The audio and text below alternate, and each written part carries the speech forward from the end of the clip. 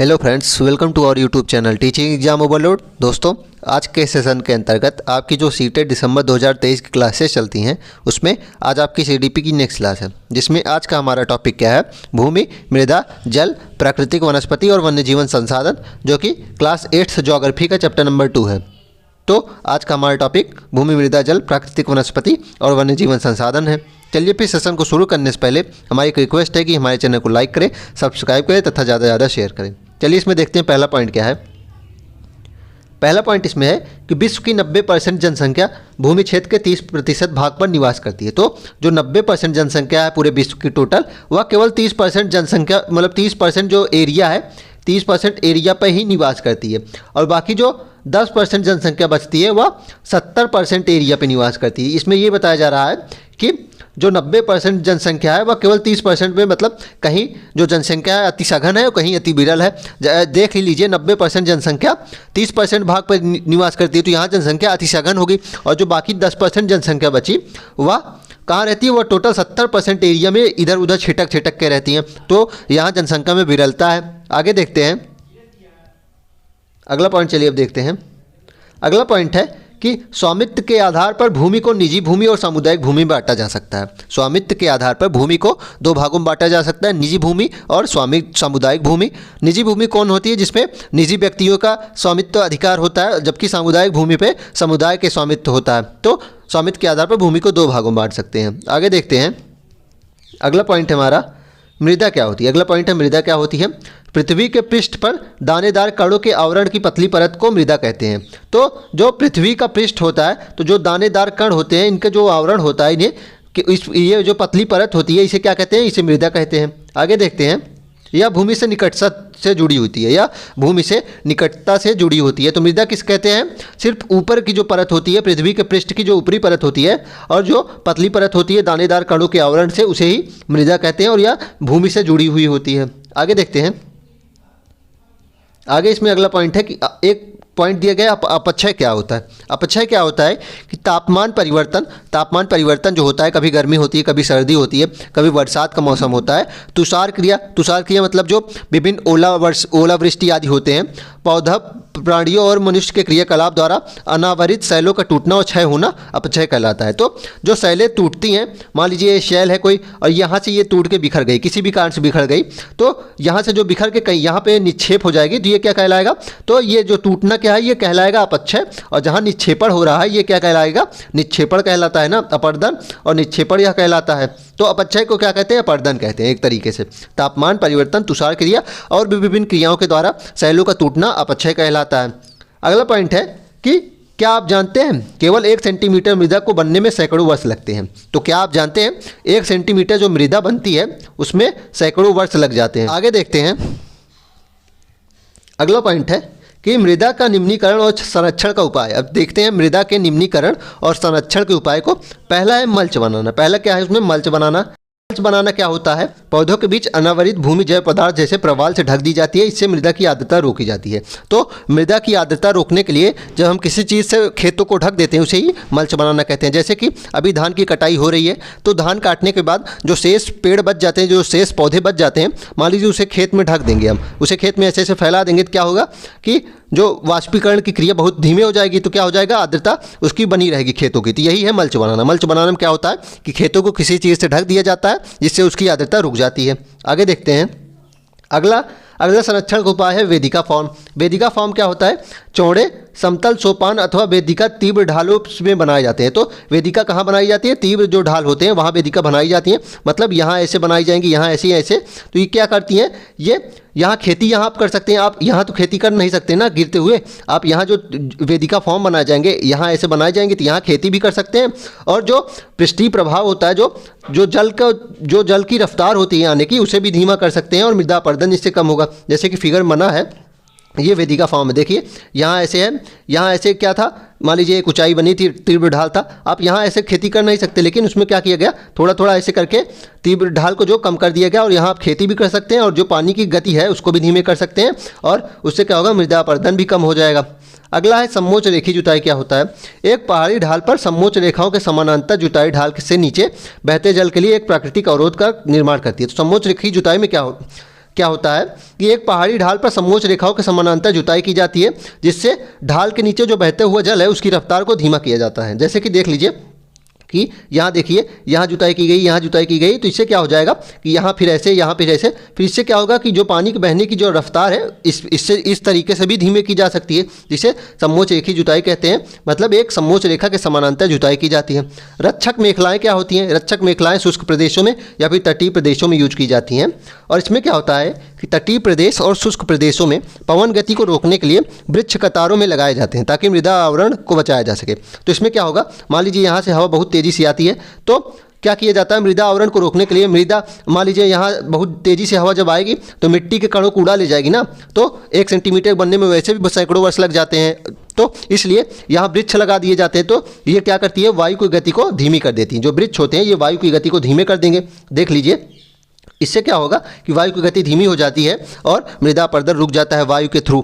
तो रक्षक मेखलाएँ यही होती हैं कि तटीय प्रदेश और शुष्क प्रदेशों में पवन गति रोकने के लिए वृक्ष कतारों में लगा दिए जाते हैं ताकि मृदा आवरण को रोका जा सके। अगला है समोच्च रेखी रोधिकाएँ होती हैं। एक समोच्च रेखी पर रोधिकाओं बनाने के लिए पत्थर, घास, मृदा का उपयोग किया जाता है। इसमें क्या होता है, समोच्च रेखाओं पे क्या की जाती है, रोधिकाओं का प्रयोग कर लिया जाता है, जिससे क्या होता है कि जल को भी एकत्र कर लिया जाता है और खाइयाँ बनाई जाती हैं। इसमें क्या होता है कि जल को एकत्र करने के लिए समोच्च रेखी रोधिकाएँ बनाई जाती हैं। आगे देखते हैं अब अगला पॉइंट क्या है हमारा, चट्टान बांध बना के आपको पता ही है, यह जल के प्रवाह की कम करने के लिए बनाए जाते हैं। मान लीजिए जल बहुत तेज़ी से यहाँ आ रहा है तो आप यहाँ एक क्या करिए, बांध बना दीजिए। उसके बाद जल यहाँ से धीरे धीरे जाएगा, फिर धीरे धीरे जाएगा, यहाँ बहुत तेज़ी से आ रहा था, यहाँ धीरे धीरे जाएगा, और फिर आप अपने खेतों में भी ले जा सकते हैं और आपका क्या अपर्दन भी नहीं होगा। तो चट्टान या बांध बना कर यही किया जा सकता है, आप जो जल की गति को धीमे कर सकते हैं। और बीज की फसल उगाना क्या होता है, वर्षा दोहन से मृदा को सुरक्षित रखने के लिए अलग अलग समय पर भिन्न भिन्न फसलें एकांतर कतारों में उगाई जाती हैं। मतलब इसमें क्या होता है कि अगर आप मिट्टी को खाली छोड़ेंगे तो जो जल होता है उससे पर्दन अधिक होगा। इसमें यही बताया जा रहा है कि अलग अलग समय पे अलग अलग फसलें उगाते रहिए, जिससे क्या होगा कि आपकी उर्वरता भी बनी रहेगी और अपरदन भी नहीं होगा। अगला पॉइंट इसमें है कि क्या आप जानते हैं वर्ष 1975 में मानव उपयोग के लिए जल की खपत 3850 घन किलोमीटर प्रति वर्ष थी।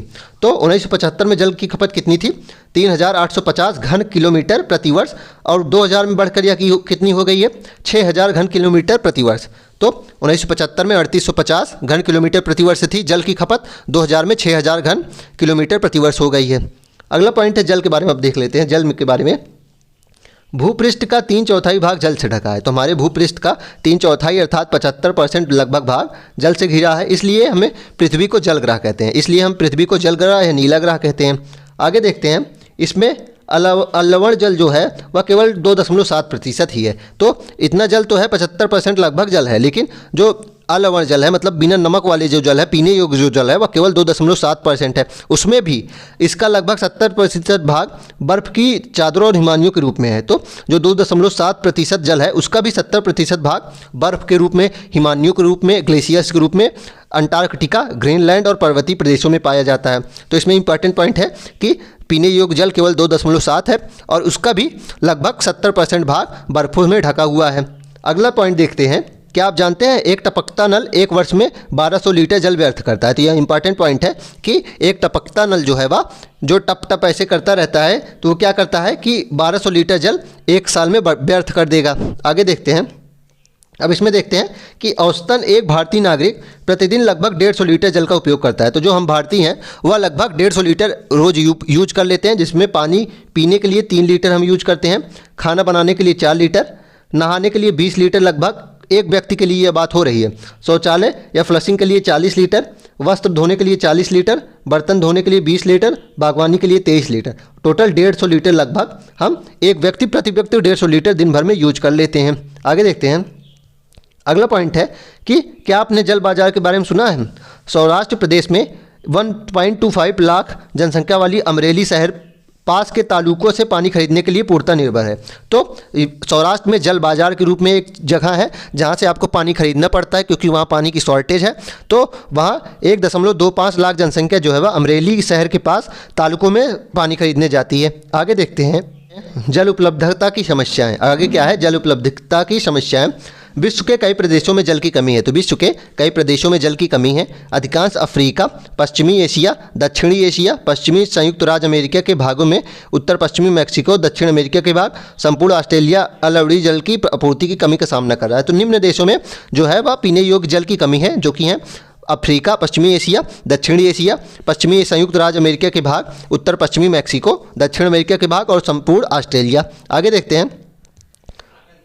अब देखते हैं इसमें जल संसाधन को संरक्षण कैसे कर सकते हैं। तो इसमें दो जो इंपॉर्टेंट पॉइंट है जो पेपर में बनते हैं प्रश्न, उसको देख लेते हैं। रिसाव और वाष्पीकरण से होने वाली जल क्षति को रोकने के लिए क्षेत्र की स्प्रिंकलरों से सिंचाई करना अधिक प्रभावी विधि है। तो स्प्रिंकल क्या होती है, चलिए पहले फिगर से देख लेते हैं। जो ये स्प्रिंकल से, इसमें क्या होता है कि कम पानी का यूज होता है और ज़्यादा दूर तक पानी को स्प्रिंकल करके फेंका जाता है। तो इसमें क्या होता है, कम पानी का यूज होता है। तो इसमें यही बताया जा रहा है कि जल संरक्षण के लिए रिसाव और वाष्पीकरण से होने वाली जल क्षति को रोकने के लिए स्प्रिंकलरों से सिंचाई करना अधिक प्रभावी माना गया है।